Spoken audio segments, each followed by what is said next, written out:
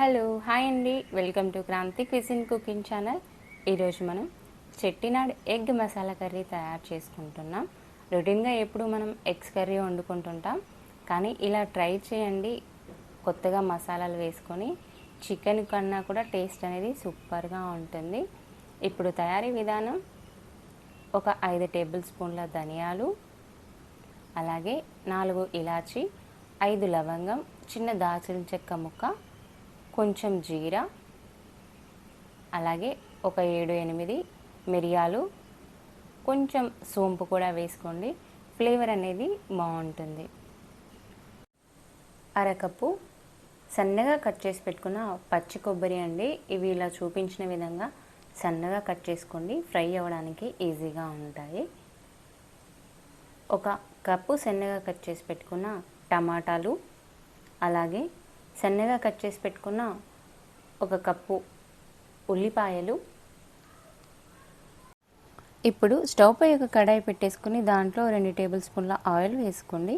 అది కొంచెం వేడవగానే మనం సన్నగా కట్ చేసి పెట్టుకున్న కొబ్బరి ముక్కలను వేసుకొని ఒక 2 నిమిషాల పాటు ఫ్రై చేసుకోండి. దీంట్లో ధనియాలు, అలాగే హోల్ గరం మసాలా దినుసులు, 4 ఎండుమిరపకాయలు వేసుకొని ఫ్రై చేసుకోండి చక్కగా. 2-3 నిమిషాలు కాస్త రంగు మారేంత వరకు ఫ్రై చేసుకోండి. ఇప్పుడు దీంట్లో చివరగా కొంచెం కరివేపాకు వేసుకొని జస్ట్ అలా ఫ్రై చేసుకొని స్టవ్ ఆఫ్ చేసుకోండి.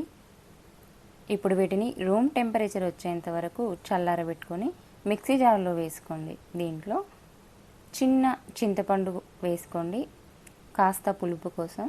ఇప్పుడు వీటిని మిక్సీ పట్టేసుకోండి. ఇలా మిక్సీ పట్టుకున్న తర్వాత కొంచెం కొంచెంగా వాటర్ యాడ్ చేసుకొని మరొకసారి మిక్సీ పట్టేసి తీసుకోండి. ఇలా ఫైన్గా పేస్ట్లా వస్తే సరిపోతుంది.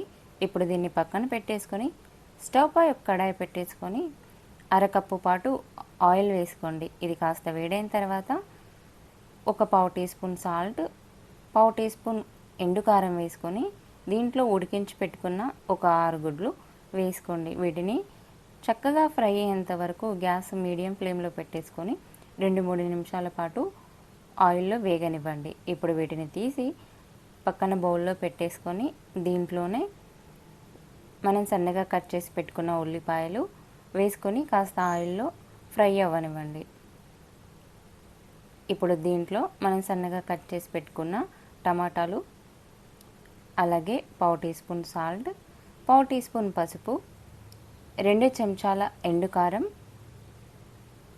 కొద్దిగా కరివేపాకు వేసుకొని ఎండుకారం అలాగే టమాటాలు చక్కగా మగ్గేంత వరకు మూత పెట్టేసుకొని ఒక 2-3 నిమిషాల పాటు ఉడికించుకోండి. ఇలా ఉడికించుకున్న తర్వాత దీంట్లో 1/2 టీ స్పూన్ అల్లం వెల్లుల్లి పేస్ట్ వేసుకొని పచ్చివాసన పోయేంత వరకు మగ్గనివ్వండి. ఇప్పుడు దీంట్లో మనం ఉడికించి పెట్టుకున్న గుడ్లు, పక్కన పేస్ట్ చేసి పెట్టుకున్న కొబ్బరిది కూడా వేసుకొని ఇప్పుడు అన్నీ కలిసేలా ఒకసారి చక్కగా కలిపేసేయండి. దీంట్లో ఒక అరకప్పు నుండి కప్పు వరకు వాటర్ యాడ్ చేసుకోండి తగినంత. ఇప్పుడు ఒకసారి కలిపేసుకొని మూత పెట్టేసుకొని 5-6 నిమిషాల పాటు గ్యాస్ సన్న సెగపై పెట్టేసుకొని ఉడికించుకోండి.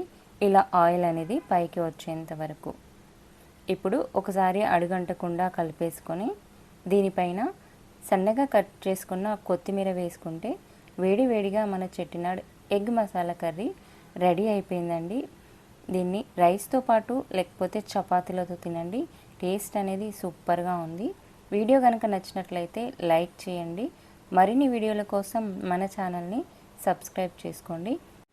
ఇంగ్రీడియంట్స్ డిస్క్రిప్షన్లో ఉన్నాయి, చెక్ చేయండి.